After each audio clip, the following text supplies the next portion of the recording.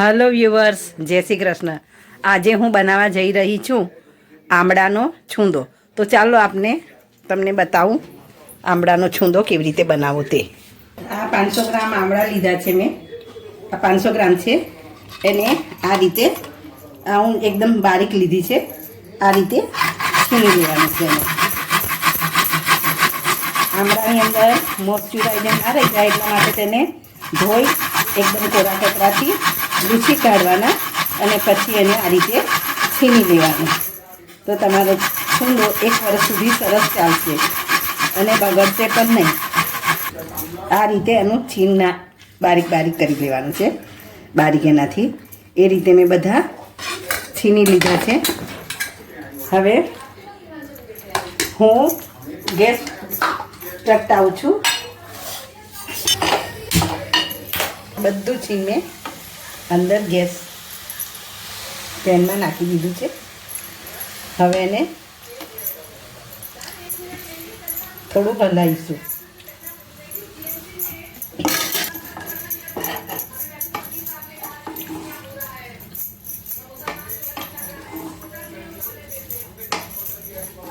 આ રીતે એને હલાવીશું. પછી એમાં થોડી ખાંડ અને થોડો ગોળ એ બે મિક્સ કરીને હું છૂંદો બનાવું છું.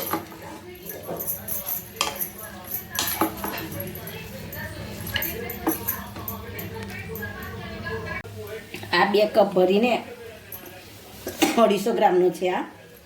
તો આટલો ગોળ નાખીશ અને એટલી જ હું અંદર ખાંડ નાખીશ. આટલી હું ખાંડ નાખીશ કારણ કે આ 2 ભરીને હું 250 ગ્રામના છે.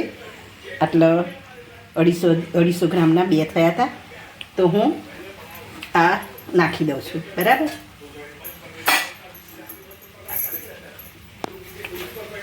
હવે એને સતત હલાવ્યા કરવાનું છે. નીચે બેસે ના તેનો ખ્યાલ રાખવાનો છે.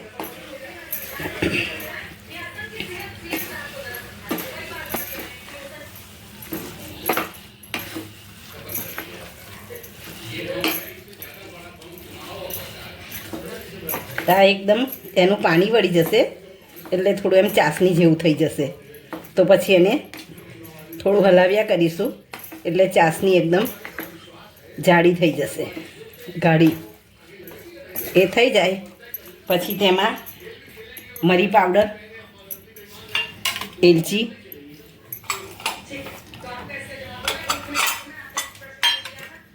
કાળું મીઠું નાખવાનું છે અંદર.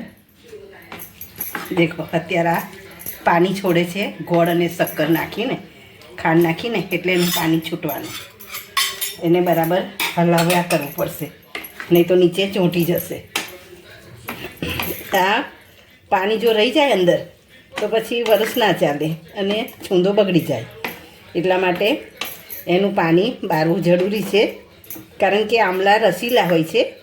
આમળાના એના અંદર પણ પાણીનો સ્ત્રોત હોય છે. તો આપણે એને બારવું જરૂરી છે. હેલ્થ માટે જરૂરી છે. બાળકો પણ ખાઈ શકે. એમના ટિફિનમાં તમે મૂકી આપો તો પણ બાળકો ખાઈ શકે છે. આમ આમળા ખાય કે ના ખાય પરંતુ આ જરૂર ખાશે.